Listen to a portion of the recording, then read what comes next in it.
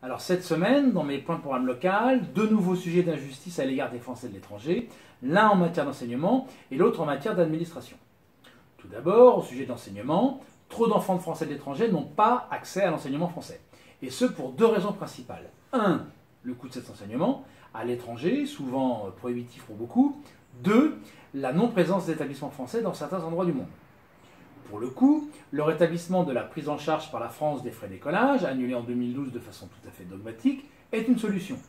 Cela dit, une plus grande part de participation de l'État que les 40% actuels serait un premier pas très encourageant. L'idée d'augmenter le nombre de contrats locaux chez les enseignants, formés en France bien entendu, serait aussi une solution très efficace pour faire baisser les frais de fonctionnement de ces établissements et donc le coût pour les familles.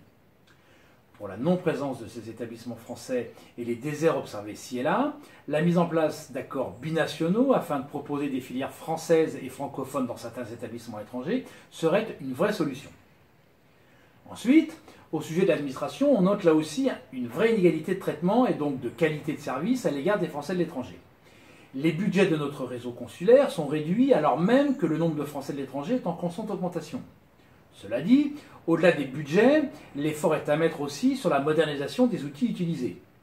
Toujours au sujet de l'administration, la simplification de l'accès aux bonnes informations, au départ comme au retour en France, est capitale. Pour nous, Français de l'étranger. L'idée d'un guichet unique par département ou au moins par région avec de vraies connaissances sur l'expatriation est une idée à développer. Alors voilà, je me battrai pour défendre ces idées, ou d'autres meilleures s'il y en a, pour que ces points d'injustice à l'égard des Français de l'étranger n'existent plus. Vous pouvez compter sur moi, et d'autant plus que contrairement à beaucoup de mes compétiteurs, je suis comme vous, un Français de l'étranger de notre 10e circonscription. Je vous remercie de votre attention et je vous dis à la semaine prochaine.